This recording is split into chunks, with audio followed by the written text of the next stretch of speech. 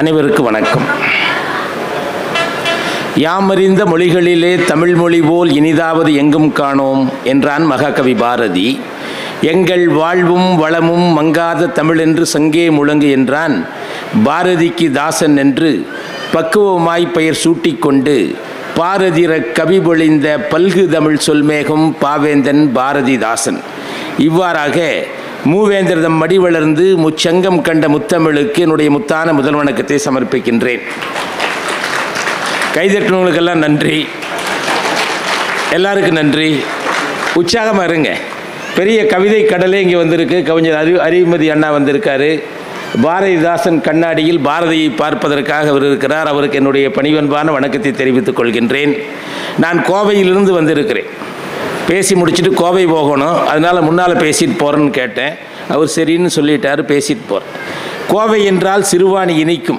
எங்களுக்கு கோவை தான் சிறுவாணி தண்ணீர்.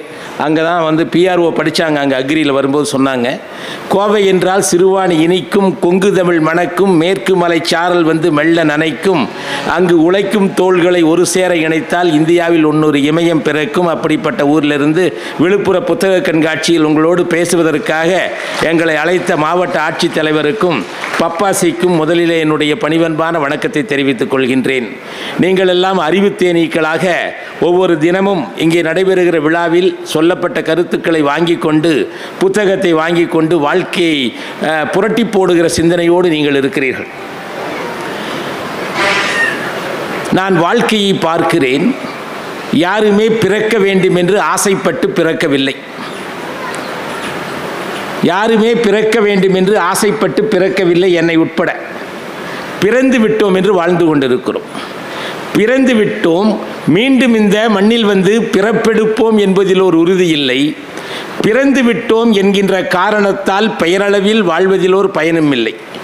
வாழ்க்கை எனும் சோலையிலே வசந்த மலர் பறிக்கணும், நாம் வாழ்ந்தோம் என்ற முத்திரையை வரலாற்றிலே பதிக்க வேண்டும் என்ற எண்ணத்தோடு கூடியிருக்கிற உங்கள் அத்தனை பேரையும் மீண்டும் ஒரு முறை நான் அன்பால் வணங்கி மகிழ்கின்றேன்.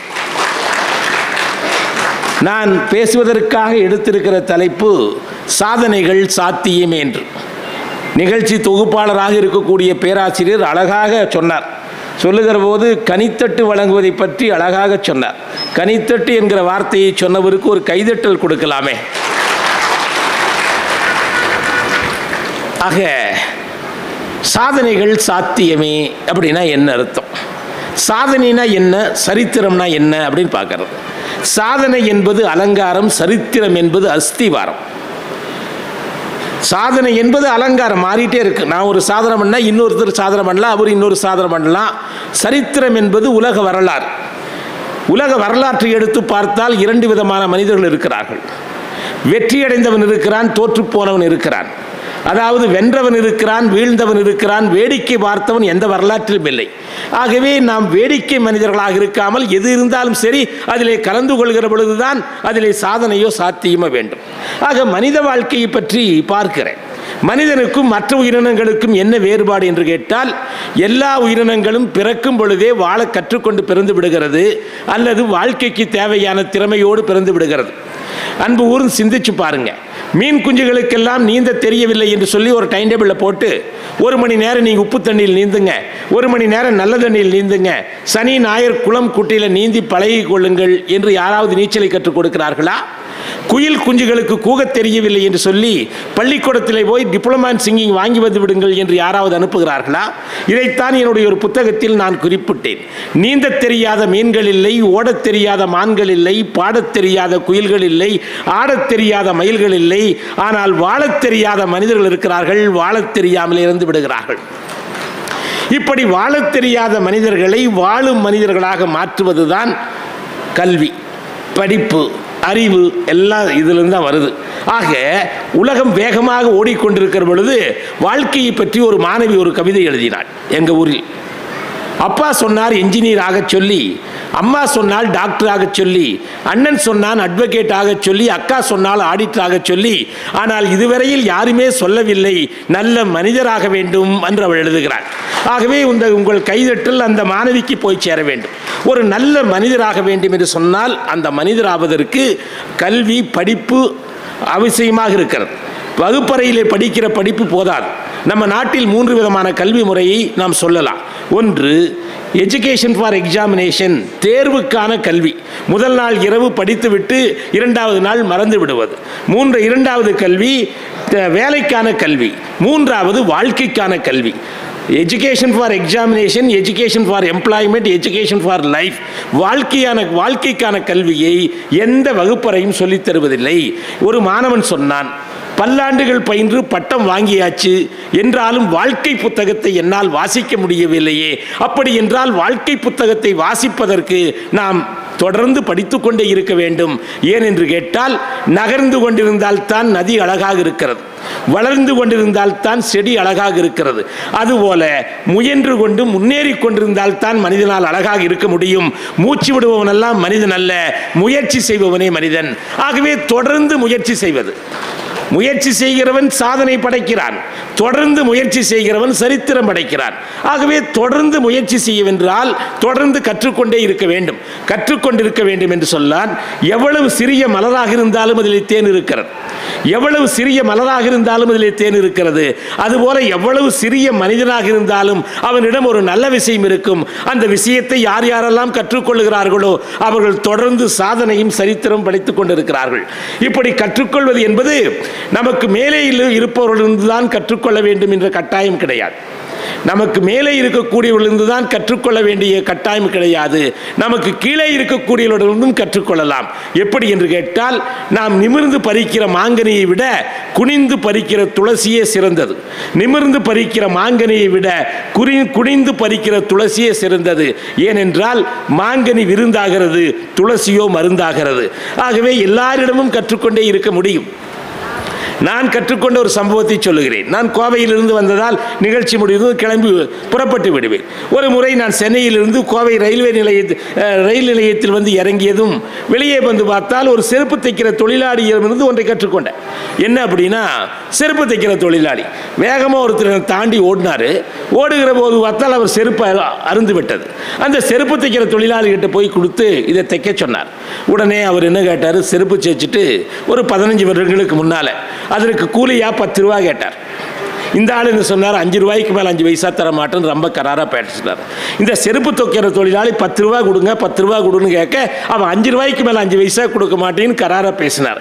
நான் என்ன என்னுடைய வண்டி வர வரைக்கும் இப்படியே கையை கட்டிட்டு என்ன பண்ணுறான்னு பார்த்துட்டே இருந்தேன். ஏன் சார் அப்படின்னா, அன்றே கலைஞர் சொன்னார், புத்தகத்தில் உலகத்தை படிக்கலாம், உலகத்தையே புத்தகமாக படிக்கலாம். புத்தகத்தில் உலகத்தை படிக்கலாம், உலகத்தையே புத்தகமாக படிக்கலாம். ஆகவே உலகத்தையே புத்தகமாக படிக்கக்கூடியவர்கள் தான் எழுத்தாளர்களாக படைப்பாளர்களாக மாறிவிடுகிறார்கள்.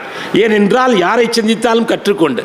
அந்த செருப்பு தைக்கிற தொழிலாளிக்கு அந்த செருப்பு தைச்சு கொடுத்தவருக்கு ஒரு வாக்குவாதம். என்ன பிரச்சனை தீருதுன்னு பார்க்கலான்னு பார்த்தேன். நான் இவர் 10 ரூபா கேட்க அவர் 5 ரூபா கொடுக்க 10, 5 இப்படியே இருக்கு. நான் வேடிக்கை பார்த்தேன். கடைசியில் யார் ஜெயிச்சாங்க தெரியுங்களா? அந்த செருப்பு தைக்கிற தொழிலாளி ஜெயிச்சிட்டார். எப்படி ஜெயிச்சாரு? கேட்டு பார்த்தார், அவர் கொடுக்குற மாதிரி இல்லை. உடனே செருப்பு கையில் எடுத்து நல்லா பாலிஷ் போட்டு அவர் கால் முன்னால் போட்டு, ஐயா மகராசனா போட்டு போங்க, 5 பைசா கூட தர வேண்டாம், காலையில் ஒரு தர்மம் செஞ்ச மாதிரி இருக்குட்டுன்ட்டான்.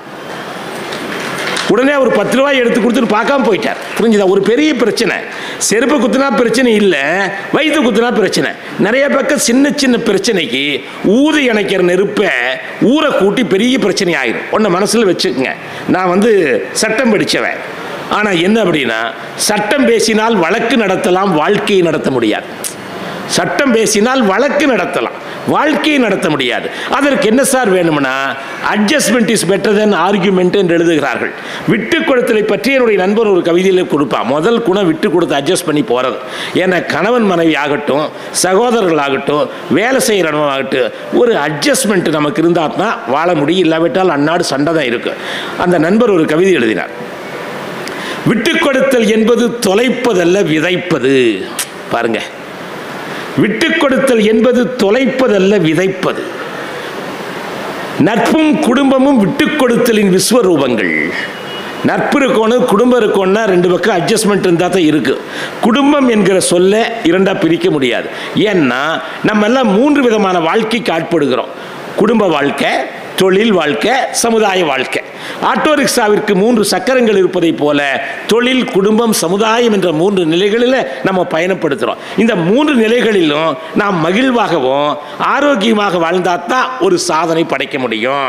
சில பேர் தொழில்னு பார்ப்பாங்க, குடும்பத்தை கண்டுக்க மாட்டாங்க. சில பேர் குடும்பம்னு பார்ப்பாங்க, சமுதாயத்தை கண்டுக்க மாட்டாங்க. சில பேர் இதை பார்ப்பாங்க, அதை பார்க்க மாட்டாங்க.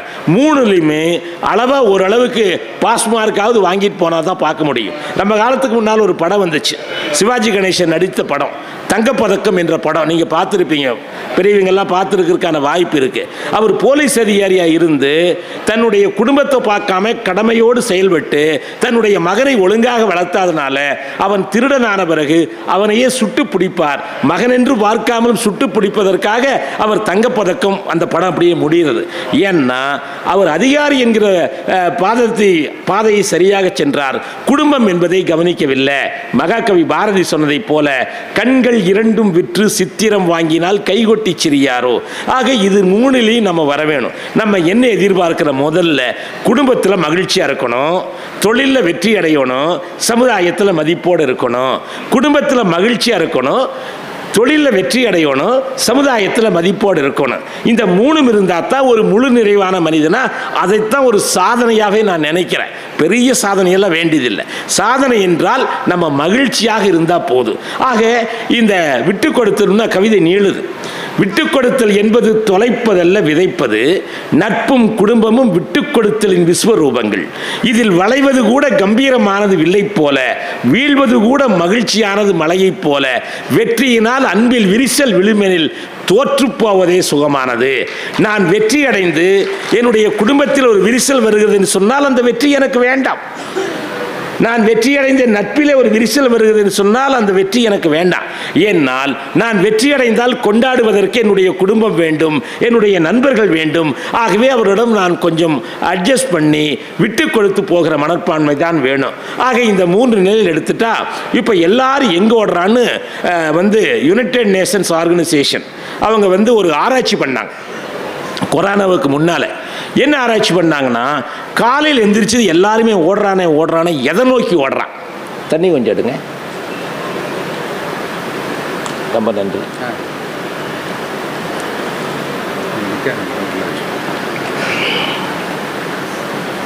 இங்கே எல்லாமே எதை நோக்கி ஓடுறான்னு பார்த்தா, பணத்தை நோக்கி ஓடுறானா, பதவியை நோக்கி ஓடுறானா, புகழை நோக்கி ஓடுறானா? ஆராய்ச்சி.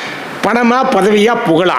உலகளாவில் ஒரு ஏறக்குறைய 120 நாடுகள் ஆராய்ச்சி பண்ணி கண்டுபிடிச்ச முடிவு என்னன்னா, பணத்தை நோக்கி ஓடவில்லை, அவன் புகழை நோக்கி ஓடவில்லை, அவன் பதவியை நோக்கி ஓடவில்லை. எதை நோக்கி ஓடுகிறான் என்று கேட்டால் மகிழ்ச்சியாக இருக்கிறதுக்கு ஓடுறான். வேற ஒன்றுமே இல்லை. பணம் சம்பாதிக்கிறதும், பதவியில் இருக்கிறதும், புகழ் வாங்கிறது, மகிழ்ச்சியாக இருக்கிறது. இப்போ நம்முடைய குழந்தைகளை நல்ல பள்ளிக்கூடத்தில் சேர்த்து படின்னு படிக்க வைக்கிறோம். ஏன் படிக்க வைக்கிறோம்? நல்ல காலேஜில் சேரலாம், நல்ல காலேஜில் சேர்ந்தா நல்ல வேலை கிடைக்கும், நல்ல வேலை கிடைச்சா கை நிறையா சம்பாதிக்கலாம், கை நிறையா சம்பாதிச்சா நல்லா கல்யாணம் பண்ணிக்கலாம் அப்படின்னு நினைக்கிறோம். இப்படி எல்லாம் பண்ணுவேன். மகிழ்ச்சியா இருக்கானு கேட்டா மகிழ்ச்சி அல்ல. ஏன் மகிழ்ச்சி அல்ல? பால் இருக்கு, பழம் இருக்கு, பசி இருக்காது. பஞ்சனையில் படுத்தாலும் காற்று வரும், தூக்கம் வராது. ஏன்னா மனசு சரியில்லை. ஆக இந்த மகிழ்ச்சியாக இருப்பதைத்தான் வெற்றி என்று சொல்றான். அப்போ ஒவ்வொரு நாளும் எப்படி சார் மகிழ்ச்சியா இருக்கிறது அப்படின்னா, வெற்றி அடையும்னு நினைக்கிற 2 விஷயம். நிறைய பேர் வெற்றி அடையிறதுக்கு வழியே தெரியாம இருக்காங்க. வெற்றி அடையணும்னா எப்படி சார் வெற்றி அடையணும்னா, விளையாட்டு போட்டியில் வெற்றி அடைவதற்கும் வாழ்க்கையில் வெற்றி அடைவதற்கும் ஒரு சின்ன வேறுபாடு இருக்கிறது. விளையாட்டு போட்டியிலே நாம் வெற்றி அடைய வேண்டும் என்றால் அடுத்தவர்களை தோற்கடிக்க வேண்டும். நல்லா கேட்டுங்க. விளையாட்டு போட்டியில் வெற்றி அடையணும்னா அடுத்தவர்களை தோற்கடிக்கணும். வாழ்க்கையில் நம்ம வெற்றி அடையணும்னா நம்மோடு பயணப்படக்கூடிய அடுத்தவர்களை வெற்றி அடைய செய்தால்தான் நம்மால் வெற்றி அடைய முடியும். இல்லாவிட்டால் எந்த கொம்பனாலும் வெற்றி அடைய முடியாது. எப்படின்னு கேட்டால், ஒரு ஆசிரியர் வெற்றி அடைய வேண்டும் என்றால் என்ன செய்ய வேண்டும்? மாணவர்களை வெற்றியடைய செய்ய வேண்டும். ஒரு மருத்துவர் வெற்றி அடைய வேண்டும் என்றால் என்ன செய்ய வேண்டும்? நோயாளிகளை குணப்படுத்தி வீட்டுக்கு அனுப்பணும், காட்டுக்கல்ல. ஒரு ஆப்ரேஷன் தியேட்டரில் ஒரு பேஷண்ட்டுக்கு கொண்டு வராங்க, உள்ள ஸ்ட்ரெச்சரில் வச்சு. ஆப்ரேஷன் தியேட்டருக்கு முன்னால் ஒரு மாலை தொங்குது. இதை பார்த்து அந்த பேஷண்ட் கேட்குறாரு, டாக்டர் ஒரு மாலை தொங்குது, இது உங்களுக்கா எனக்கானு கேட்குறாரு. டாக்டர் சொன்னார், அமைதியாக இரு, ஆப்ரேஷன் முடிவு செய்யின்னு சொன்னார். ஆகவே ஒரு மருத்துவர் வெற்றியடைய வேண்டும் என்று சொன்னால் நோயாளிகளை குணப்படுத்த வேண்டும். அதுபோல் தான் ஒரு வியாபாரி வெற்றி அடைய வேண்டும் என்றால் அதனுடைய வாடிக்கையாளரை வெற்றியடை செய்ய வேண்டும். ஒரு எழுத்தாளர் வெற்றி அடைய வேண்டும் என்றால் வாசகர்கள் வெற்றியடை செய்ய வேண்டும். ஒரு தொழிலாளி வெற்றி அடைய வேண்டும் என்றால் அவர் வேலை செய்கிற நிறுவனத்தை வெற்றியடை செய்ய வேண்டும். வெற்றி என்பது நேராக நாம் பெற முடியாது. அடுத்தவர்களை வெற்றியடைய செய்தால் தான் நம்மால் வெற்றியடைய முடியும் என்பதை புரிந்து கொண்டால் நீங்கள் சாதனை மேல் சாதனை படைப்பீர்கள். இது எந்த பள்ளிக்கூடத்திலும் சொல்லிக் கொடுக்கப்படவில்லை. ஏன்னா அப்போ நம்ம யாரை தோற்கடிக்க வேண்டாமா சார்? நம்ம எல்லாத்தையும் தோற்கடிக்கிறதுக்கு ஆசைப்படவே கூடாது. யாரை தோற்கடிக்க வேண்டும் என்றால் நம்மை நாமே தோற்கடிக்க வேண்டும். பசங்க படிக்கிறாங்கன்னா நீ அடுத்தவனை தோற்கடின்னு சொல்லியே கொடுக்கக்கூடாது. என்ன சொல்லணும்? உன்னை நீயே தோற்கடி. என் பேர் கவிதாசன் அங்கே வச்சிருக்கு. நேற்றைய கவிதாசனை விட இன்றைய கவிதாசன் சிறந்திருக்க வேண்டும்.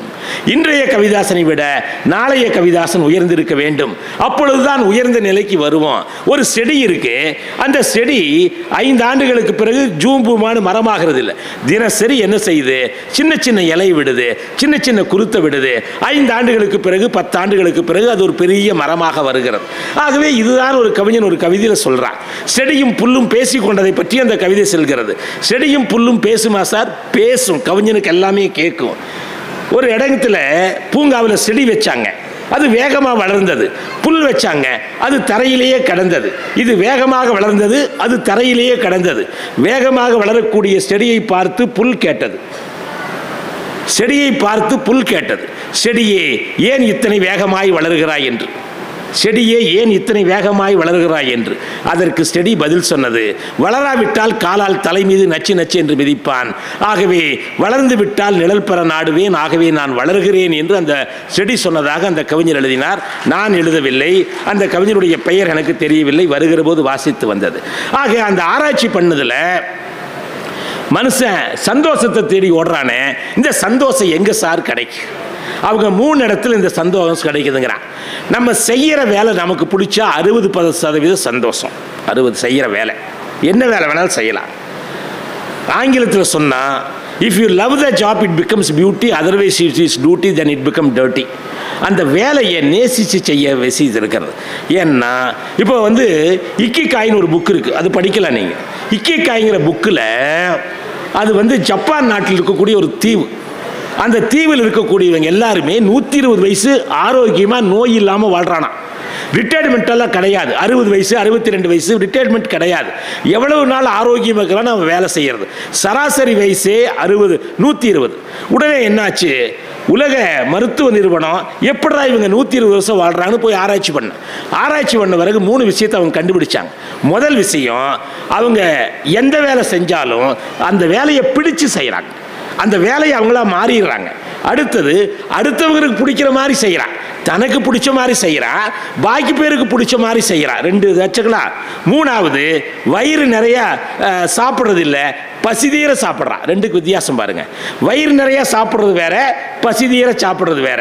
அப்படின்னா நான் 2 இட்லி சாப்பிட்டா எனக்கு பசி இருந்தால் நான் அப்படியே நிறுத்திடணும். வயிறு நிறைய சாப்பிடக்கூடாது அப்படிங்கிறான். மருத்துவ பற்றியெல்லாம் பேசுவாங்க, எல்லாத்துக்கும் மருத்துவ பற்றி தெரிஞ்சிருக்கிறீங்க. ஆகவே வள்ளுவர் அதைத்தான் சொல்கிறார். புரிஞ்சுதுங்களா? மருந்தென்ன வேண்டாமாம் யாக்கைக்கு, அறிந்தியது அற்றது போற்றியுன் அப்படின்னு சொல்லி அவர் ஒரு விஷயத்தை சொல்றாரு. இந்த 3 விஷயம் நீங்க செய்யற வேலை உங்களுக்கு பிடிக்கணும். எந்த வேலை உங்களுக்கு பிடிக்குது அப்படின்னா, நீங்க செய்யற போது உங்களுக்கு புத்துணர்ச்சி வந்துச்சுன்னா அந்த வேலை உங்களுக்கு பிடிச்சது.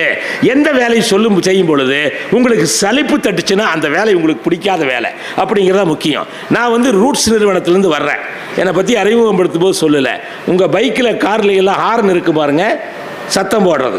நாங்கள் கோயம்புத்தூர்லேருந்து 18 நாடுகளுக்கு ஏற்றுமதி பண்ணுறாங்க. அந்த நிறுவனத்தினுடைய இயக்குனராக இருக்கிற எங்கிட்ட 6000 பேர், எங்கிட்ட 6000 பேர் வேலை செய்கிறாங்க. வேலைக்கு சேரும்போதே அவங்ககிட்ட கேட்பேன், நீங்கள் செய்கிற வேலை கழுத்தில் போடப்பட்ட மாலையா, கையில் பூட்டப்பட்ட விலங்கா? கழுத்தில் போடப்பட்ட மாலை என்றால் நீங்கள் கொண்டாடுங்கள், வேலையை கொண்டாடுங்கள். கையில் பூட்டப்பட்ட விலங்கு என்றால் இதை விட்டு நீங்கள் ஏதாவது வேலை செய்து கொள்ளுங்கள் என்று சொல்கிறான். ஏன்னா இந்த வேலை தான் என்னை உயர்த்திருக்குது. அப்போ வளர்ற பொழுது அவன் என்ன சொல்கிற, ஆராய்ச்சியில் 60% செய்கிற வேலை, மீதி 30% உங்களுக்கு எல்லா பக்கமும் நல்ல உறவு, குடும்பத்தில் மகிழ்ச்சியாக இருந்தால் அது ஒரு 30%. அதுக்கு அடுத்தது பணம் 10% தான் கண்ணுன்னு அந்த ஆராய்ச்சி சொல்கிறான். ஏன் சார் அப்படின்னா, குடும்பத்தில் மகிழ்ச்சியாக இருக்கிறதா ரொம்ப ரொம்ப முக்கியம். குடும்பம் என்ற சொல்லை இரண்டாக பிரிக்க முடியாது. அப்படி பிரித்தால் கொடு கூட்டல் இன்பம் குடும்பம் என்று வரும். ஆகவே குடும்பத்தை பொறுத்த வரைக்கும் எப்படி இருக்குன்னா, இந்த 3 சொல்கிறோம் பாருங்க, தொழில், குடும்பம், சமுதாயம். நம்முடைய முன்னோர்கள் என்ன சொன்னாங்க? அறிவு, அன்பு, பண்பு 3 கொடுத்துருக்குறான். அறிவு எங்கே போடணும்? தொழில் செய்கிற இடத்துல போடணும். அன்பு எங்கே போடணும்? குடும்பத்தில் போடணும். பண்பு எங்கே போடணும்? சமுதாயத்தில் இருக்கணும். சமுதாயத்தில் இருக்கும்போது நல்ல பண்புள்ளவனை தான் பார்க்குறாங்களொழிய அவன் அறிவுள்ளவனை பற்றி இல்லை. ஏன்னா பண்பு, அவன் நல்லா கண்காணிக்கிறாங்க. அந்த பண்பு தான் அவர்களுக்கு முக்கியமானது. அப்போ குடும்பத்தில் அன்பு தான் முக்கியம், அறிவு முக்கியம் இல்லை. அப்போ அன்பாக இருக்கக்கூடிய விஷயத்தை நம்ம குடும்பத்தில் கட்டாயம் செய்யணும். குழந்தை கிட்ட, கணவன் மனைவி கிட்ட, மனைவி கணவன் கிட்ட, அப்படி போக பொழுது தான் அங்கே அன்பாக இருக்குது. ஏன்னா குடும்பத்தில் மகிழ்ச்சி அல்லாட்டி எந்த தொழிலையும் நம்ம செய்ய முடியாது, சாதனையும் படைக்க முடியாது, சரித்திரமும் படைக்க முடியாது, வேதனை தான் மிஞ்சும்.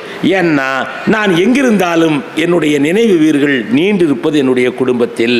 அந்த குடும்பம் என்பது நம்முடைய கலாச்சாரம். அன்னைக்கு பட்டிமன்றத்தில் ஒருத்தர் பேசுகிறார் போன வாரத்தில், இந்த காலத்தில் கணவன் மனைவி சேர்ந்து வாழ்ந்தாவே அது கூட்டு குடும்பமா பாருங்க, புது டெஃபினேஷன் கொடுக்கிறார். கணவன் மனைவி சேர்ந்து வாழ்ந்தாவே அது கூட்டு குடும்பமா. கூட்டு குடும்பம் என்பது எல்லாம் தாத்தா பாட்டி எல்லாம் இருக்கிறது. இந்த குடும்பத்தில் எப்படி சார் அட்ஜஸ்ட் பண்ண முடியும்னு ஒரு சின்ன கதை எனக்கு தோணுச்சு. ஒரு கூட்டு குடும்பம், கணவன் மனைவி, மாமனார் மாமியார், குழந்தைகள்லாம் இருக்காங்க. பள்ளிக்கூட விடுமுறை விட்டது, குழந்தைகள்லாம் ஊருக்கு போயிட்டாங்க, கணவன் வெளியூர் போயிட்டாங்க. இப்போ வீட்டில் 3 பேர் தான் இருக்காங்க, மாமனார் மாமியார் மருமகன். மருமகன் என்ன பண்ணாங்க, இந்த மாதிரி ஒரு புத்தக கண்காட்சிக்கு வந்துட்டு பேச்சாளர் நல்லா பேசினார்னு கேட்டுட்டு கொஞ்சம் வீட்டுக்கு போகிறதுக்கு லேட் ஆயிடுச்சு. வீட்டுக்கு போகும்போது பார்த்தா நைட்டு சாப்பிட்றதுக்கு ஒன்றும் இல்லை. கொஞ்சம் ஃப்ரிட்ஜை திறந்து பார்த்தா கொஞ்சம் தோசை மாவு இருக்குது. அதை எடுத்து மசால் தோசை பண்ணி, என்ன தான் தோசையை வார்த்தாலும் 2 தோசை தான் இருக்குது, அதுக்கு மேலே மாவு இல்லை. ஏதாவது கோதுமை மாவு இருந்தால் போடலாமானா அதுக்கும் இல்லை. எந்த அட்ஜஸ்ட்மெண்ட்டும் பண்ணவே முடியல. சுட்டது 2 தோசை தான் வந்துச்சு.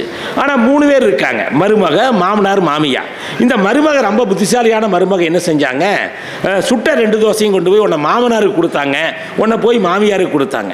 இதை கவனிச்சுட்டு இந்த மாமியார் கேட்டாங்க, என்னம்மா சுட்டது 2 தோசை, உன்னை உங்கள் மாமாவுக்கு கொடுத்துட்ட, இன்னொன்று எனக்கு கொடுத்துட்ட, நீ என்னம்மா பண்ணுவீன்னு அந்த மாமியார் ரொம்ப கரிசனமாக கேட்டாங்க. அதை கேட்ட மருமக சொன்னாங்க, எனக்கு எதுக்கு தனியாக ஒரு தோசை, நீங்கள் வாதி மாமாவாதி கொடுத்தா என் வயிற்றுக்கு போதும். சாதாரண விஷயம். இதே மருமகம் தான் ஒரு தோசையை வச்சுட்டு 2 பிரித்து 2 பேருக்கு பிரித்து தான் குடும்பமே 2ஆக பிரிச்சிருக்கு. அது என்ன பிரச்சனைனா, அந்த பிரச்சனையை கையாளுகிற தன்மையை நம்ம கற்றுக்கணும். புரிஞ்சுதா? பிரச்சனை என்பது பிரச்சனை அல்ல, பிரச்சனையை கையாள தெரியாத தன்மை தான் பிரச்சனையாக இருக்கிறது. 2 பேரும் காட்டுக்குள்ளே போகிறார். காட்டுக்குள்ளே போனதையுமே திடீர்னு ஒரு காற்றாட்டில் வெள்ளம் வந்துருச்சு. ஒருத்தனுக்கு சந்தோஷம், ஒருத்தனுக்கு வருத்தம். ஏன்? அவனுக்கு நீந்த தெரியும், இவனுக்கு நீந்த தெரியாது, அவ்வளவுதான். வாழ தெரிந்தவனுக்கு வாழ்க்கை ஒரு வரம், வாழ தெரியாதவனுக்கு வாழ்க்கை ஒரு சாபம். ஆக வாழ்க்கையை கற்றுக்கொண்டு சாதனை படைப்பதற்கு நமக்கு தேவையான விஷயம் அறிவு. அறிவு அறிவு வேணும். அந்த அறிவு எங்கிருந்து நமக்கு கிடைக்கும்னா, பள்ளிக்கூடத்துலேருந்து இப்போ படிக்க முடியாது, பள்ளியை தாண்டி வந்தாச்சுன்னா நமக்கு கிடைக்கிறது ஆங்கிலத்தில் அதை ரோல் அப்படிங்கிறான். ரோல்னா என்ன அப்படின்னா, reading, observing, listening and experience அப்படின்னா படிக்கிறது. படிக்கிறது. நான் ஒரு புத்தக கண்காட்சியில் எங்கள் கோயம்புத்தூர் பக்கத்து ஊரில் போய் கேட்டேன். புத்தக கண்காட்சி இது மாதிரி கூட்டமாக இருக்குது. கேட்டாங்க, எத்தனை பேருக்கு எழுத படிக்க தெரியும்னு கேட்டேன். எல்லாரும் என்னை முறைச்சி பார்த்தாங்க. எழுத படிக்க தெரியாதவங்க வருவானா, என்னடா இவன் கேள்வி கேட்குறான்னு அப்படின்னு. நான் கொஞ்சம் கேட்டேன், தயவு செஞ்சு கை தூக்குங்க, எத்தனை பேருக்கு எழுத தெரியும்? எல்லாம் தூக்குனாங்க. டெய்லி படிப்பீங்களான்னு கேட்டேன். எல்லாரும் சொன்னாங்க, அதுக்கு எங்கே சார் நேரம் இருக்குது. நான் சொன்னேன் அந்த கூட்டத்தில், ஒரு நாளைக்கு ஒரு வரி தான் முடியும் என்றால் ஒரு ஆத்திசூடியை படியுங்கள். ஔவையார் ஆத்திசூடி 108 எழுதிக்கிறாங்க, அறம் செய்ய விரும்பு. பாரதியார் எழுதியிருக்கிறார் புதிய ஆத்திசூடி. பாரதிதாசன் எழுதியிருக்கு. ஒரே வரியில் எல்லா விஷயம் தெரியுது, ஒரே வரியில். பாரதியாருடைய ஆத்திசூடியில் எனக்கு பிடிச்சது, வையத் தலைமைகள் உங்கள் ஊருக்கல்ல, உங்கள் நாட்டுக்கல்ல, உலகத்திற்கே நீ தலைமைகள் அப்படின்னு சொல்கிறார். அதெல்லாம் படிச்சிங்கன்னா தெரியும். அச்சம் தவிர ஆண்மை தவறில் பேசுகிறார், ஔவையார் பேசுகிறார். அந்த கூட்டத்தில் அப்படியே சொன்னேன், ஒரு நாளைக்கு ஒரு வரி தான் முடியும் என்றால் ஒரு ஆத்திசூடியை படியுங்க கட்டாயம். 2 வரிகள் முடியும் என்றால் ஒரு திருக்குறளை படியுங்கள். ஏன் சார் திருக்குறள் அப்படியா? அவ்வளவுதான் முக்கியம், அது நம்முடைய பொக்கிஷம், வேதம். அப்துல் கலாம் ஜனாதிபதியான போது கேட்டாங்க, எந்த மாதிரியான புத்தகத்தை படித்து நீங்கள் இப்படி வந்தீங்க அப்படின்னு கேட்டாங்க பிரஸ். அவர் 3 புத்தகத்தை சொன்னார், அது இங்கே கிடைக்கும். ஒன்று வாட்சன் எழுதிய லைட் ஃப்ரம் மெனி லேம்ப்ஸ் என்ற ஆங்கில புத்தகம், அது தமிழில் வந்திருக்கு. விளக்குகள் பல தந்த ஒளின்னு, அது ஒரு பொக்கிஷம். எந்த பக்கம் எடுத்து படித்தாலும் அதில் ஒரு பக்கம் ஒரு கருத்து கிடைக்கி உங்கள் மனசுக்கு அது ஒளி ஊட்டிவிடும், தன்னம்பிக்கை ஊட்டிவிடும். 2வது புத்தகம் த கேரல் எழுதிய த மேன் அன்னோன் என்ற தத்துவ புத்தகம். இந்த 2 புத்தகங்களுக்கு மேலாக நான் திருக்குறளை திரும்ப திரும்ப படித்தேன். அதனால் ஒரு படகோட்டியின் மகன் பாரத குடியரசுத் தலைவர் ஆக முடிந்தது என்று அவர் சொன்னார் 2002 பேட்டியில். அவரோட 1995 அவருடைய கடைசி நேரத்து வரைக்கும் அவரோட பயணப்படுகிற பாக்கி எனக்கு கிடைச்சது. அவரை பற்றி நான் ஒரு புத்தகம் எழுதியிருக்கிறேன், உலக உத்தமர் கலாம் என்று சொல்லி. அந்த கலாம் பற்றி எழுதியிருக்கிறேன். கோயம்புத்தூரில் நடந்த ஒரு நிகழ்ச்சியில் அப்துல் கலாம் வந்தார். வர்ற பொழுது நைட் எனக்கு 11 மணிக்கு எனக்கு ஃபோன் வருது, இந்த நிகழ்ச்சி ஏற்பாடு. அவரோட கூட படித்த ஒரு நண்பர் அங்கே இருந்தார், சம்பத்குமார் அப்படின்னு. அவர் இப்போ காலமாயிட்டார். உடனே அவர் 11 மணிக்கு எனக்கு ஃபோன் அடித்து கேட்டார், அப்துல் கலாம் வர்றாரு, நாளைக்கு நிகழ்ச்சி இருக்குது தெரியுங்களான்னு. தெரியுங்க அப்படின்னு. உடனே நீங்கள் வந்துருங்கண்ணா, நாங்கள் வந்துடுறேன். அது இல்லைங்க, அப்துல் கலாம் நீங்கள் மேடையில் பேசுகிறீங்களான்னு கேட்டார். ஆமாம் அப்படின்னு சொல்லிட்டோம். ஆனால் ஏற்கனவே 15 பேர் இருக்கிறாங்க, ஒரு 1 மணி நேரம் தான் டைம் கொடுத்துருக்காரு. நீங்கள் வேணால் வாங்க, உங்களுக்கு ஒரே ஒரு பொது பொறுப்பு கொடுக்குறோம். பேராசிரியர் இருந்தார், அவர் மாதிரி நிகழ்ச்சியை தொகுக்கிற வேலையை உங்களுக்கு கொடுக்குறோம், நீங்கள் எடுத்து செய்வீங்களான்னு கேட்டாங்க. அதெல்லாம் உங்களுக்கு கொஞ்சம் தரக்குறைவான்னு நினைக்க மாட்டேன். இல்லை, நான் சொன்னேன், எனக்கு நிகழ்ச்சி தொகுக்கிற வேலையை எனக்கு கொடுங்க. ஏன்னா மேடையில் இருந்தால் 2 நிமிஷம் தான் கொடுப்பீங்க. நிகழ்ச்சி தொகுக்கிற சொன்னால் நான் நேரம் கொடுத்தா தான் நீங்கள் பேச முடியும், எனக்கு கொடுங்க அப்படின்ட்டு. அங்கே வந்ததையுமே பார்த்தா பயங்கரமான கூட்டம். உங்களுக்கு ஒரு செய்தி மட்டும் சொல்லிட்டு அடுத்தது போல். அங்கே அவர் அன்னைக்கு அவர் பேசும்போது ஒன்று குறிப்பிட்டார். உடனே அவர் என்ன பேசும்போது என்ன குறிப்பிட்டார்னா, அவர் பேசும்போது முடிச்சு பேசினார். அவரை மேடைக்கு நான் அழைக்கிறேன். மேடைக்கு அழைக்கிற போது அவர் அப்படி சொன்ன என்னன்னா, அப்துல் கலாம் அவர்களே, நீங்கள் முத்தமிழின் சங்கமம் அப்படின்னா. முத்தமிழின் சங்கம்னா இயல் இசை நாடகம் சொல்லணும். உடனே அவர்கிட்ட சொன்னேன், உங்களுக்கு கவிதை எழுத வரும், அதனால் இயற்றமிழ். உங்களுக்கு வீணை வாசிக்க தெரியும், அதனால் இசைத்தமிழ். உங்களுக்கு நடிக்க தெரியாது, யார் நடிக்கிறார்கள் என்பதை பிடிக்க தெரியும், அதனால் நாடகத்தமிழ். முத்தமிழும் உங்களுக்கு தெரியும். முத்தமிழின் 3 மதங்களின் சங்கமமான முத்தமிழின. 3 மதங்களை சொல்லிட்டேன். 3 மதங்களின் சங்கமமான முத்தமிழே அப்படின்னு சொன்னது அப்துல் கலாம் எனவே பார்த்துட்டு இருக்கிறார். என்ன அப்படின்னா, உங்களை ஏபிஜே அப்துல் கலாம் என்று தானே அழைக்கிறோம். ஏ என்றால் அல்லாஹ், பி என்றால் பெருமாள், ஜே என்றால் ஜீசஸ். 3 மதங்களின் சங்கமமான முத்தமிழேன்ட்டு இதுவரைக்கும் எந்த வரலாற்று இல்லாத பாரு. நிகழ்ச்சி தொகுப்பாளர் சொன்னது அடுத்த நாள் பத்திரிகையில் அதுதான் செய்தியாக வந்துருச்சு. என்ன, அப்துல் கலாமை 3 மதங்களின் சங்கமம் என்று அழைத்தார் கவிதாசன் என்பது அது வந்துருச்சு. அவர் 3 புத்தகத்தை சொல்றார் திருக்குறள். அதனால ஒரு நாளைக்கு ஒரு வரி தான் முடியும் என்றால் ஒரு ஆத்திசூடியை படியுங்கள், 2 வரிகள் முடியும் என்றால் ஒரு திருக்குறளை படியுங்கள், 3 வரிகள் முடியும் என்றால் ஒரு முன்னேற்ற சிந்தனையை படியுங்கள், 4 வரிகள் முடியும் என்றால் ஒரு நாலடியாரை படியுங்கள், இதில் எதுவுமே முடியாது என்றால் உடனே செத்து மடியுங்கள் அப்படின்ட்டு கொஞ்சம் கோபமா சொல்லிட்டேன். வந்தவங்கெல்லாம் நினைச்சாங்க, என்னடா கவிஞர் கொலவெறியோட வந்திருப்பானாட்டா இருக்குதுன்னு என்ன பார்த்தாங்க. நான் சொன்னேன், செத்துமடி என்ற வார்த்தையை முதலில் நான் பயன்படுத்தவில்லை. யார் பயன்படுத்தினாங்க? மகாத்மா காந்தி தான் சொன்னார், செய்யல்லது செத்து மடினார். நான் படி அல்லது மடின்னு தான் சொன்னேன். இப்படி படித்தா என்ன சார் கிடைக்கும் அப்படிங்கிறதுக்கு ஈரோடு தமிழன்பன் அவர்கள் பெருங்கவிஞர் ஒரு கவிதையில் குறிப்பிடுறார். என்ன சொல்றாருன்னா, நீ 10 பறவைகளோடு பழகினால் நீ ஒரு பறவையாக முடியாது. டெய்லியும் போய் 10 பறவை கூட பழகுறீங்க, நீங்கள் ஒரு பறவையாக முடியுமா? சொல்கிறார். 10 பறவைகளோடு பழகினால் நீ ஒரு பறவையாக முடியாது. 10 நதிகளோடு பழகினால் நீ ஒரு நதியாக முடியாது. 10 மான்களோடு பழகினால் நீ ஒரு மானாக முடியாது. ஆனால் 10 புத்தகங்களோடு பழகினால் நீ ஒரு 11வது புத்தகமாகி எல்லோராலும் நீ படிக்கப்படுவாய் என்று சொல்கிறார். ஆகவே படிக்கிறதா, ஏன்னா ஒருத்தர் இறந்துட்டாருன்னா அவர் சொத்தெல்லாம் இந்த நாட்டில் அப்படியே இருந்துடும். ஆனால் அவர் அறிவு செல்வம் அப்படியே அடுத்த பிறவிக்கு போகுங்கிறார் வள்ளுவர். ஒருமைக்கண் தான் கற்ற கல்வி ஒருவருக்கு எளிமையும் ஏமாப்புடைத்து. ஆகவே படிக்கிற சொத்து இருக்கு பாருங்க, அதை நம்மளும் படிப்போம், அடுத்தவங்களும் சொல்லுவோம். ஒரு வாரத்திற்கு ஒரு புத்தகமாவது படிக்கிறது. இந்தியாவில் எடுத்து பார்த்தா ஆவரேஜ் பார்த்தா ஒரு இந்தியன் ஒரு வருடத்தில் ஒரு புத்தகம் கூட படிப்பதில்லை என்பது ஆய்வு சொல்லுது. நம்ம ஒரு வாரத்தில் ஒரு புத்தகம் படித்தா ஒரு 52 புத்தகமாவது படிக்கலாம். அந்த புத்தகம் படிப்பது எப்படி படிக்க வேண்டும் என்றால் 4 நிலைகளில் படிக்க வேண்டும். சும்மா டக்கு டக்குன்னு படிக்கிறதில்ல, 4 நிலைகளில் படிக்கணும். என்னன்னா அறிதல். அறிதல் என்பது அறிவல்ல, புரிதல் மட்டுமே அறிவு. ஆங்கிலத்தில் சொன்னால் knowing is not knowledge, understanding is knowledge. கரெக்டுங்களா? அறிதல் என்பது அறிவல்ல. அறம் செய்ய விரும்பு என்பது அறிதல். அறத்தை விருப்பத்தோடு செய்ய வேண்டும் என்பது புரிதல். பிச்சைக்காரனுக்கு செல்லாத நோட்டை போட்டு போய் என்ன சார் பிரயோஜனம்? புரிஞ்சுதுங்களா? அது நீயே வச்சிருமா. அறிதல் என்பது வேறு, புரிதல் என்பது வேறு. அறிதல் என்பது அறிவல்ல, புரிதல் மட்டுமே அறிவு. அன்னையும் பிதாவும் முன்னறி தெய்வம் என்று நாம் படிச்சிருக்கிறோம். தாயிற் சிறந்ததொரு கோயிலும் இல்லைன்னு படிச்சிருக்கிறோம்.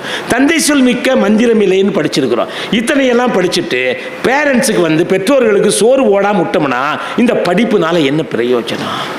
நினைச்சு பாருங்க. ஒரு தாய் அந்த காலத்தில் 10 குழந்தைகளுக்கு சோறு ஓட்டா, இந்த 10 பேரும் சேர்ந்து ஒரு தாய்க்கு சோறு ஓட்டதில்லை.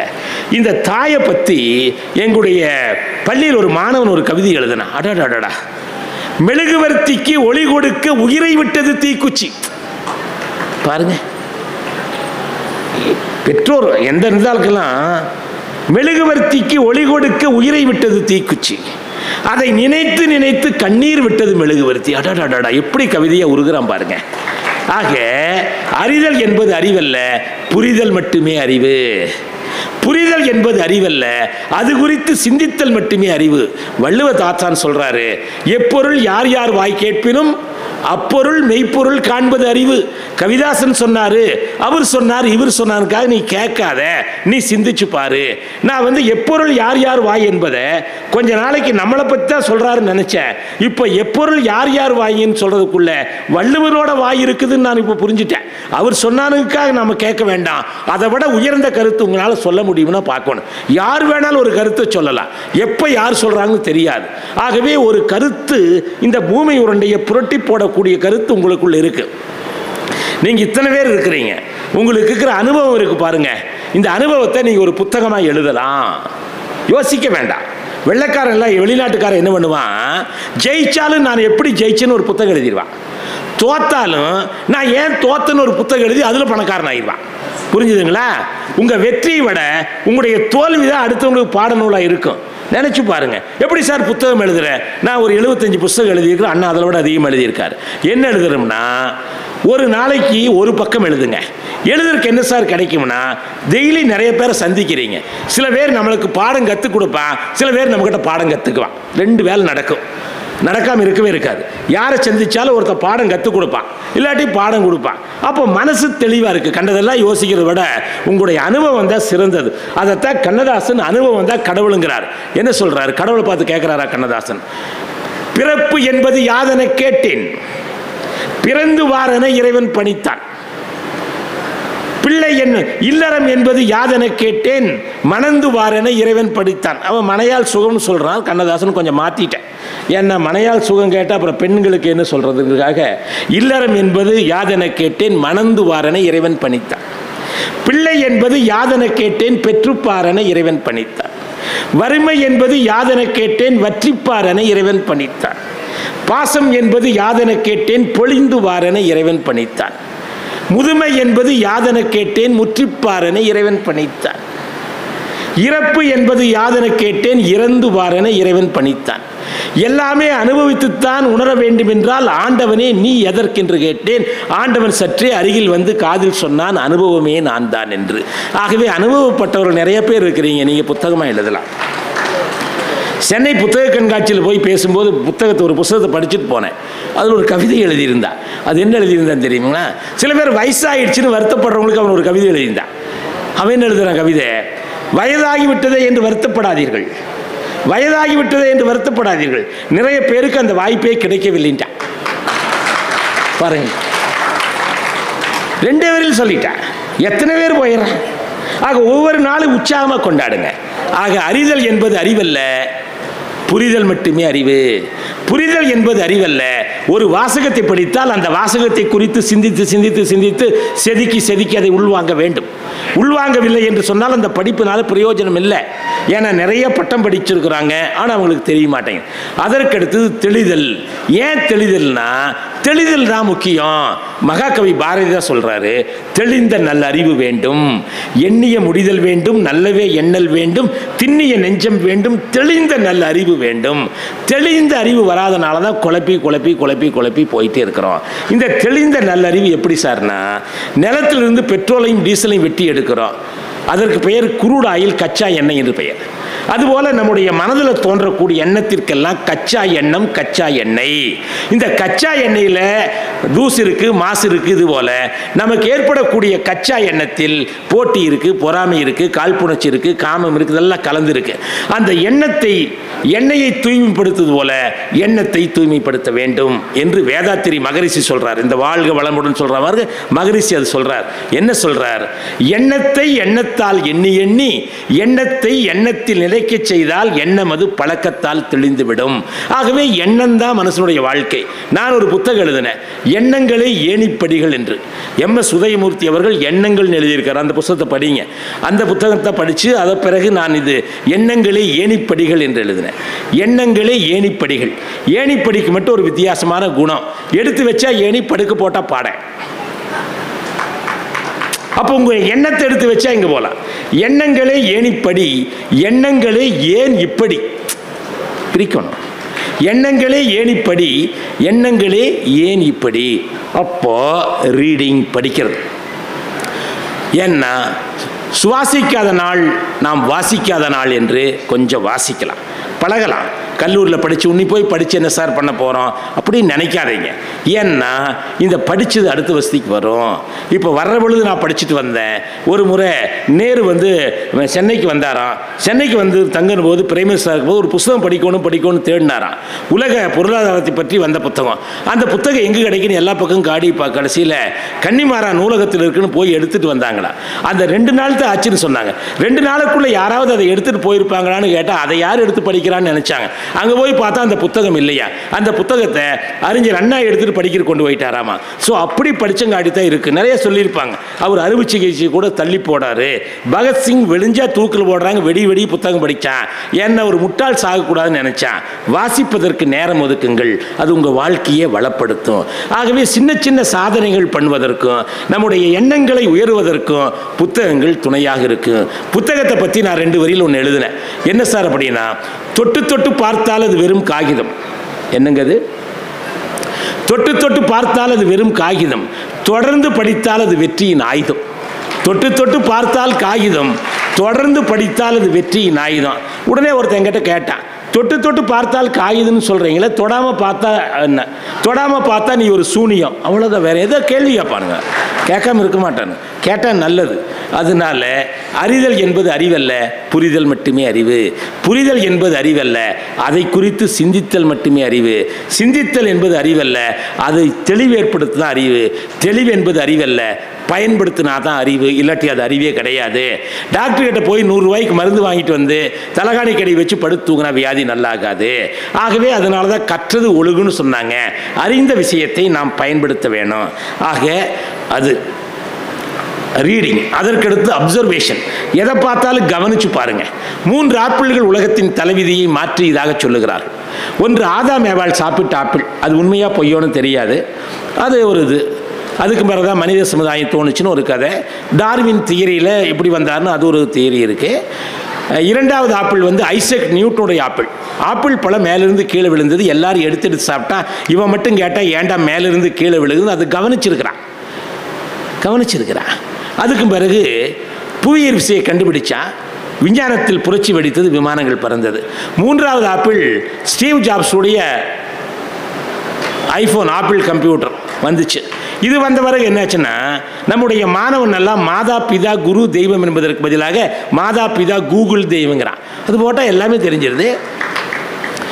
நண்பர்களே, 3 ஆப்பிள்கள் உலகத்தின் தலைவிதியை மாற்றியதைப் போல ஒரே ஒரு வார்த்தையில் நம்முடைய வாழ்க்கையை மாற்றிவிடலாம். அது என்ன சார் அது? 3 ஆப்பிள்கள் உலகத்தின் தலைவிதியை மாற்றியதைப் போல ஒரே ஒரு வார்த்தையில் நம்முடைய வாழ்க்கையை மாற்றிவிடலாம். அது என்ன வார்த்தைன்னு கேட்குறீங்களா? என்ன வார்த்தை என்று கேட்டால், இது என்னடா வாழ்க்கை என்று சொல்லாமல் இது என்னோட வாழ்க்கை என்றால் வாழ்க்கை மாறிவிடும். சொல்லி பாருங்க, இது என்னடா வாழ்க்கை, விரக்தி வரும், சோர்வு வரும், சலிப்பு வரும். இது என்னோட வாழ்க்கை, உற்சாகம் வரும். இது என்னோட வாழ்க்கை. இந்த வாழ்க்கையை நல்லா வாழ்றதா நம்முடைய வேலை.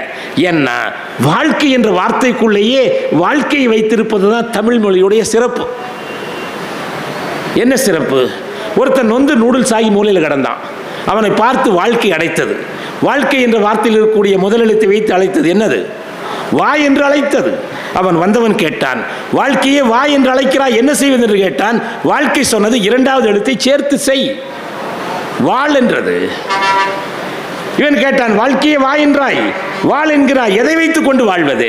வாழ்க்கை சொன்னது வாழ்க்கை என்ற வார்த்தையில் இருக்கக்கூடிய கடைசி எழுத்தாகிய கையை வைத்துக் கொண்டு வாழ் என்றது. அதனால தான் கவிஞர் தாராபாரதி சொன்னார், வெறுங்கை என்பது விதண்டாவாதம், விரல்கள் 10 மூலதனம். கலைஞர் சொன்னார், கைரேகை பார்க்குறையே, கையே இல்லாதவனுக்கு வாழ்க்கை இருக்குதுறானார். புரிஞ்சுதுங்களா? நம்ம வாசிச்சா தானே தெரியும் சார், படிங்க. அப்போ கையை வைத்துக் கொண்டு வாழ்கின்றது. உடனே அவன் கேட்டான், வாழ்க்கையை வா என்று அழைத்தாய், வாழ் என்று சொன்னாய், கையை வைத்துக் கொண்டு வாழச் சொன்னாய், இப்படி வாழ்ந்தால் போதுமா என்று கேட்டான். வாழ்க்கை சொன்னது போதவே போதாது. வாழ்க்கை என்ற வார்த்தையில் எடுக்கக்கூடிய இல்லை எடுத்து விட்டால் வாக்கை என்று வரும். வாக்கை காப்பாற்றி வாழ். இப்படி வாழ்ந்தால் என்ன கிடைக்கும்? என்ன கிடைக்கும்னு கேட்டான். அவன் சொல்லுச்சு, வாழ்க்கை கேட்ட, வாழ்க்கையை வா என்று அழைத்தாய், வாழ் என்று சொன்னாய், கையை வைத்துக் கொண்டு வாழச் சொன்னாய், வாக்கை காப்பாற்றி வாழச் சொன்னாய், இப்படி வாழ்ந்தால் என்ன கிடைக்கும் என்றான்.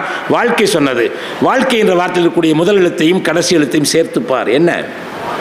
வாகை. வாகை என்றால் வெற்றி, புகழ் எல்லாமே உனக்கு கிடைக்கும். ஆகவே சாதனைகளை நீ நிகழ்த்தலாம். வாசிப்பு. அப்போ லிசனிங். அப்புறம் லிசனிங்கில் என்ன அப்படின்னா, கவனிக்கணும், உள்ளுக்குள்ளே போகணும். நிறைய பக்கம் கவனிக்கிறது இல்லை. இங்கெல்லாம் ஆழ்ந்து கவனிக்கிறீங்க, எனக்கு பார்க்கறக்கே ரொம்ப பிரியமாக இருக்குது. ஆழ்ந்து கவனிக்கணும். இது என்ன சார் அப்படின்னா, மழை துளி மேலிருந்து கீழே விழுகுது. அது சூடான தோசைக்கல் மேலே விழுந்தால் என்ன ஆகும்? ஸ்வைன் ஆவியாக போயிடும். அதை கூட ரசிக்கிறது. உங்களை பார்த்து கேட்குற ஒரு கேள்வி, கொசுவே, இதுக்குள்ள இருக்கிறவங்க எல்லாம் கொசு அடிச்சிருப்பீங்கன்னு நினைக்கிறேன். அடிச்சிங்களே இல்லையா? கொசு அடிக்காதவங்க யாருமே இருக்க முடியாது. நீங்கள் அடிச்சிங்கம்மா? நான் அடிச்சிருக்கிறேன். நான் கொசு அடிச்சுட்டு ஒரு கவிதை எழுதினேன். அந்த கவிதை எனக்கு ரொம்ப பிடிச்சது, உங்கள்கிட்ட சொல்கிறேன். கொசு அடிச்சுட்டு ஒரு கவிதை என்னன்னா, சாகும்போது கூட கைதட்டல் வாங்குகிறது கொசு. அட பாருங்களேன், கேவலம் ஒரு கொசுவே கைதட்டி வாங்கிட்டு சாகுறது நீ மனுஷன். அவன் அப்படியே தலகணத்தோடு இருக்கிறான். இன்னும் சில பேர் இருக்கிறான் ஐயா, ஒரு டம்ளர் டீயை வச்சுட்டு எவன் தெய்வம் தேவையில்லைன்னு பேசுவான். பார்த்துருக்கீங்களா? எவன் தெய்வம் தேவையில்லைனா, ஒருத்தன் தெய்வம் தேவையில்லாட்டி டீ குடிக்க முடியுமா?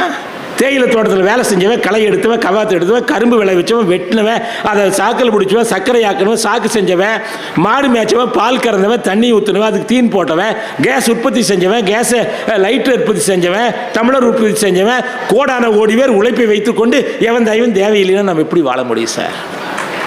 அதனால சமுதாய வாழ்க்கையில் நம்ம அட்ஜஸ்ட் பண்ணி போயிட்டே இருக்கணும், எல்லாத்தையும் படிக்கிறது. இதை பற்றி ஒரு புது கவிஞர் ஒரு கவிதை எழுதுனா, அது கொஞ்சம் ரொம்ப ஸ்ட்ராங்காக இருக்கிற கவிதை தான். என்ன சொல்கிறான், என்னதான் சொந்த காலில் நின்னாலும் 4 பேரை மதித்து நட. ஏன்னா சொந்த காலிலேயே சுடுகாடு போக முடியாதுன்னு எழுதியிருக்கேன். ரொம்ப ஒரு அரஞ்சமான விஷயம். நிறைய பேருக்கு இது தெரியுதில்லை சார், தெரியுறதில்லை. இது தெரிஞ்சால் ஒன்றுமே வாழ்க்கை ஒன்றும் இல்லைன்னு நம்ம புரிஞ்சுக்கோ, வேற ஒன்றுமே இல்லை. அதனால ஒன்னொன்றுக்கு கோவப்படுறது, நான் தான் பெருசுன்னா உலகத்தில் யாரும் பெருசு கிடையாது. ஒவ்வொரு இடத்துல ஒரு ஆள் பெரியார் சார். கம்பெனிக்கு வந்தால், கம்பெனிக்கு போனால் எம்டி பெரிய ஆள் கிடையாது, வாட்ச்மேன் பெரிய ஆள். அவர் விட்டா தான் உள்ளே போக முடியும், இல்லாட்டி எப்படி வர முடியும்? என்னை பார்க்க வர வாட்ச்மேன் விடலன்னு எப்படி வருவீங்க? எல்லாத்தையும் மதிக்கிறது. நம்ம குழந்தைகளுக்கு 3 குணத்தை சொல்லி கொடுத்து பழங்க, அதை 3 கடைப்பிடிங்க. யாரை பார்த்தாலும் வணக்கம் சொல்லுங்க. ஏன்னா நம்ம வணங்குகிற பொழுது தான் நாம் வளர்கிறோம். வணக்கம் வேற என்ன இருக்குது? என்ன ஆகி போகுது? விஞ்ஞான ரீதியாகவும் உடம்புல ஒரு சைடு பாசிட்டிவ் எனர்ஜி, ஒரு பக்கம் நெகட்டிவ் எனர்ஜி. இதை சேர்த்துனா வேற ஒன்றுமே இல்லை.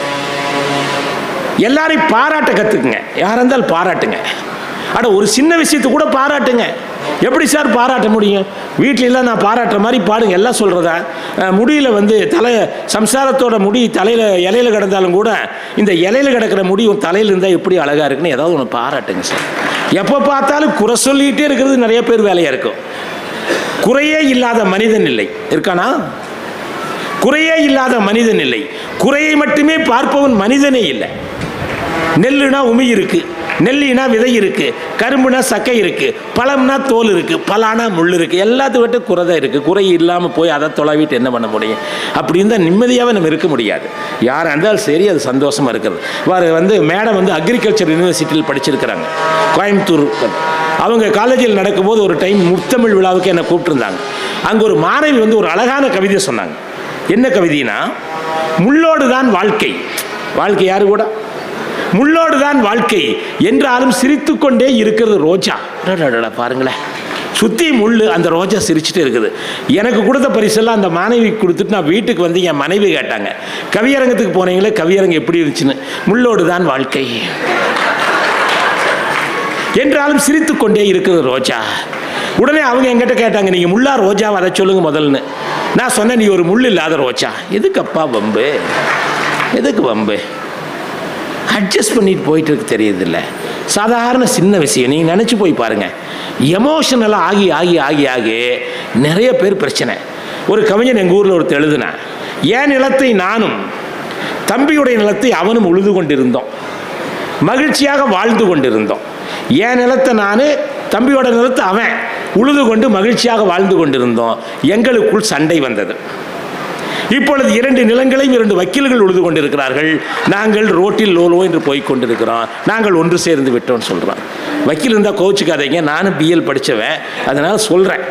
ஏன்னா ஒரு சின்ன பிரச்சனைக்கு நம்ம நீயா நானான்னு பார்த்தா வாழ்க்கையே வீணாக போகிறது. இந்த வாழ்க்கை வாழ்வதற்கு, வெல்வதற்கு. ஆகவே இதை கொண்டு போகணும். தொழிலில் வெற்றி அடைவது அறிவு ரீதியாளுக்கு வேணும், குடும்பத்தில் வெற்றி அடைகிறது அன்பு ரீதியாக இருக்கணும், சமுதாயத்தில் வெற்றி அடைகிறது நல்ல பண்போடு இருக்க வேண்டும் என்பதைத்தான் இந்த ஆய்வு சொல்கிறது. ஆகவே சாதனை என்பது அதை இதையெல்லாம் முறியடிக்கிறதல்ல, சந்தோஷமாக இருந்தால் சாதனை. வைரமுத்து 2 வரியில் சொல்கிறாரு, எது சிறந்த வாழ்க்கைனா, மனச்சிக்கல் இல்லாமல் படுத்து, என்ன மனச்சிக்கல் இல்லாமல் படுத்து மனச்சிக்கல் இல்லாமல் எழுந்து அது சிறந்த வாழ்க்கைங்கிறார். புரிஞ்சுதுங்களா? படுத்தா டக்குன்னு தூக்கம் வந்துடுது, காலையில் எந்திரிச்சா உடம்புல எந்த விஷயம் இருக்கக்கூடாது, அது ஆரோக்கியமான வாழ்க்கை. ஆகவே புத்தகம் வாசிப்பதற்கு நேரம் ஒதுக்குங்கள். நேரம் இல்லைன்னு சொல்லாதீங்க. புத்தகம் இங்கே நடக்கிறதுல ஒரு வாரத்திற்கு ஒரு புத்தகம் என்ற விதமாக வாசித்தால் நம்முடைய அறிவு வளம் வரும். அப்போ அறிதல், புரிதல், சிந்தித்தல், தெளிதல், செயல்படுத்துதல், இந்த நேரத்தில் நம்ம அறிவு வளம் செய்தால் நாம் வெற்றி அடைய முடியும் என்று சொல்லி, அள்ளி வந்த கருத்துக்கள் ஏராளம் என்றாலும் துள்ளி வருகிற மணி யோசனை துரிதப்படுத்துகிறது. கவிஞர் அறிமதி அவர்கள் நிறைவாக பேச இருக்கிறார்கள். நான் திரும்ப கோயம்புத்தூர் செல்ல வேண்டும் என்று சொல்லி நான் சொல்ல நினைத்த கருத்துக்களை எல்லாம் நிறைவாக தொகுத்து, கரும்பு போல் இனிப்பாக பழகல் வேண்டும், கடலை போல் பறந்திருக்கும் உள்ளம் வேண்டும், அரும்பு போல் மணக்கின்ற நல்ல பண்பு வேண்டும், ஆராய்ந்து பேசுகின்ற ஆற்றல் வேண்டும், எறும்பு போல் சுறுசுறுப்பு கொள்ளல் வேண்டும், எஃகு போல் நெஞ்சத்தில் உறுதி வேண்டும், நரம்பு போல் முறுக்கான கொள்கை வேண்டும், நாணலை போல் நல்லவர்களுக்கு பணிதல் வேண்டும் என்று சொல்லி, உயரம் என்றால் எவரெஸ்ட், உயரம் என்றால் எவரெஸ்ட், உயர வேண்டும் என்றால் நெவர் ரெஸ்ட் என்று ஓடிக்கொண்டிருந்தால் உங்களால் சாதிக்க முடியும் என்று சொல்லி அன்போடு விடைபெறுகிறேன். என்னை அழைத்த ஆட்சியருக்கும் பப்பாசிக்கும் மற்றும் என்னுடைய அன்பான கருத்துக்களை உள்ளபடியே கேட்ட உங்கள் அத்தனை பேருக்கும், மலைத்துளி மேலே இருந்து கீழே விழுந்தால் தோசைக்கல்ல விழுந்தா ஆவியாக போகுது, நிலத்தில் விழுந்தா ஆறா போகுது, சிற்பிக்குள் விழுந்தா முத்தா மாறுகிறது, விழுகிற இடம் பொறுத்துத்தான் அது ஆவியாகவோ ஆறாகவோ முத்தாகவோ மாறுகிறது.